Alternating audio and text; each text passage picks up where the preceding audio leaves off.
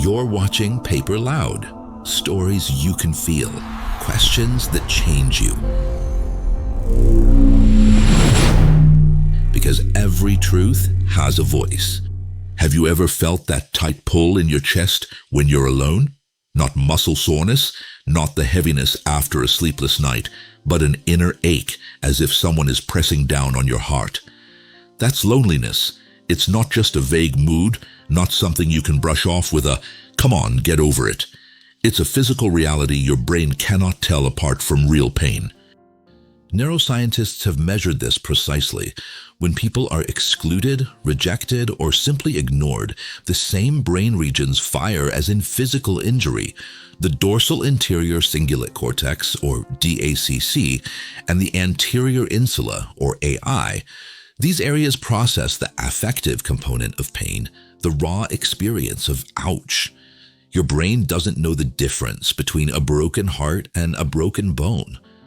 American psychologist John Cacioppo, founder of social neuroscience, called loneliness social pain. He compared it to hunger or thirst, survival alarms designed to push us toward connection.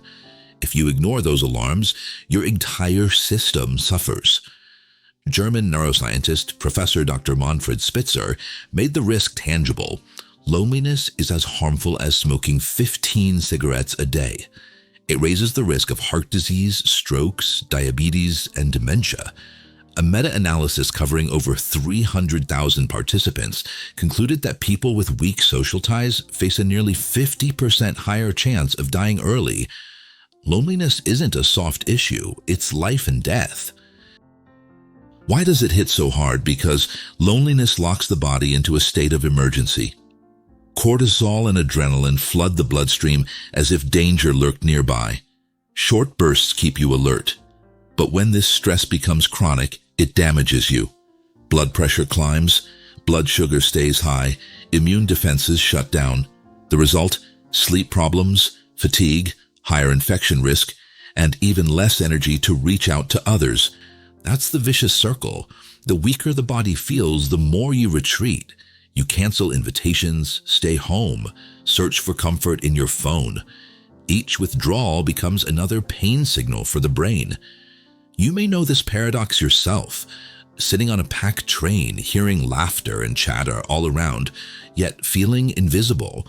Or scrolling through social media, seeing perfect trips and parties, and asking, why do they seem alive while I feel empty? These thoughts aren't weakness, they're your biology sounding the alarm. And modern life turns the alarm louder. Never before have we been so connected and so isolated at once. Remote work replaces office banter. Neighbors barely know each other. Families scatter across hundreds of miles. In cities, you pass hundreds of faces a day without a single real bond. Psychologists call it urban loneliness, surrounded by people, but cut off from connection. Here lies the bitter truth. Loneliness isn't about numbers. It's not how many people are around you. It's how deep the ties go. Someone with 500 Instagram friends can feel completely abandoned, while another with just 3 close companions feels secure. Science confirms it. 3 to 5 close, reliable relationships are enough to satisfy our need for belonging. More contacts don't automatically mean less loneliness. Quality beats quantity every time. Loneliness rarely strikes out of the blue. It often starts with exclusion, sometimes loud, sometimes quiet. Tiny moments can leave deep marks. Picture the schoolyard. Everyone's laughing, planning something. You're waiting for that one line, "Hey, want to come with us?" It doesn't come. That silence can hurt more than an insult. Studies show social rejection fires the same brain circuits as physical pain. The classic cyberball experiment proved it. In a simple online ball game, being left out was enough to switch on the brain's pain network. Teenagers are especially sensitive. Their brains are still wiring up. Repeated rejection at this stage sinks into the self-image. I'm not wanted. One moment of silence becomes an inner belief that keeps confirming itself well into adulthood. Exclusion doesn't end after graduation. It shows up at work, in friend groups, in relationships. Often it's subtle, the sense of never quite belonging. So we perform. We laugh at jokes that don't land. We say yes when we mean no. Psychologists call this self-monitoring, constantly watching and adjusting yourself to fit in. The cost? If you wear a mask long enough, you lose touch with who you are. On the outside, you look connected. On the inside, you feel like a stranger in your own life. That's the most painful kind of loneliness, alone in a crowd. Celebrities live a sharp version of this. Fans see the persona, not the person. Michael Jackson called himself the loneliest man on earth, adored by millions. Robin Williams said it plainly, "The worst thing is not to be alone. It's being with people who make you feel lonely." Visibility protects you from feeling unseen. Work amplifies the pattern. The coworker invited to lunch every day while you eat at your desk. The Zoom call where everyone laughs and your mic stays quiet. In a world that rewards performance and polish, loneliness goes invisible. Few dare to say, "I feel left out." As a culture, we still treat loneliness as taboo. In Germany, around 60% say they know the feeling, yet only a small fraction talk about it. Men, in particular, stay silent. Only about 22% open up. The rest bury the pain, which only deepens it. Other countries have started naming it.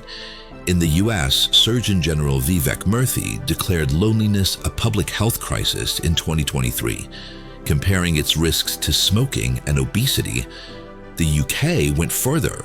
Since 2018, there's a Minister for Loneliness, a world first, funding projects and creating spaces where people can meet, aiming to break the stigma. The signal is clear. Loneliness isn't just a private struggle, it's structural, playing out in schools, offices, politics, and culture. One person's pain ripples through relationships, weakens communities, and ultimately society. There is a way out. Authenticity. People who risk showing their real selves may face pushback at first, but over time they form deeper bonds. Maybe loneliness is sometimes the price of being true, but only when the mask comes off do we get the chance to be truly seen. Loneliness isn't only a quiet ache. Many try to numb it. Alcohol, pills, endless scrolling. Some even take painkillers not for a sore back, but to dull an aching heart. That's where a dangerous loop begins. Lonely people use opioids and benzodiazepines more often. The reason sits in the brain. Our social reward system runs on opioid receptors. Hugs, honest talks, feeling cared for, they release endorphins. When those signals go missing, the brain hunts substitutes. Substances can fake the feeling for a moment, but they leave a mark. Dependence, shame, withdrawal. With every step deeper into coping, isolation grows. Many describe fighting two battles at once, the loneliness itself and the shame of needing something to get through the day. Invitations fade, contacts break. The original pain remains, now wrapped in a second prison. There are ways out. You don't need a grand life overhaul. Often it starts with small, brave steps, micro-interventions. Reach out once a day. Text or call one person you've thought about. Just, hey, checking in. A single thread can start a net. Activate weak ties. Say a few real words to the neighbor, the barista, the coworker at the coffee machine. Brief encounters still boost belonging. Move your body. Walks, light workouts, slow breathing. Movement lowers stress hormones and frees up energy to connect. Join something, a club, a class, a volunteer shift. Shared purpose forges stronger bonds, not by hunting for friends, but by doing something together. Small steps can flip the spiral from down to up. There's hope, and real stories prove it. Libby, a young woman in the UK, was stuck in isolation for years. Volunteering gave her rhythm, purpose, and people. Helping others helped her. Phil, known as the loneliness guy, learned he didn't need more people, he needed truer ones. When he stopped performing and showed up as himself, the right doors opened. Loneliness is not a life sentence. It can be a turning point, a pain that forces us to look honestly and then choose a different path. Loneliness is a pain millions know, visible or hidden, and sometimes a single "I see you" is enough to lift the first shadow. If you recognize yourself in these lines, hear this: you're not broken, you're not weak, you're human, and what you feel is profoundly human. If this episode moved you, share your thoughts in the comments. Someone else might read your words and feel a little less alone. Stay loud, stay human, stay connected. We are PaperLoud. Take care. Bye.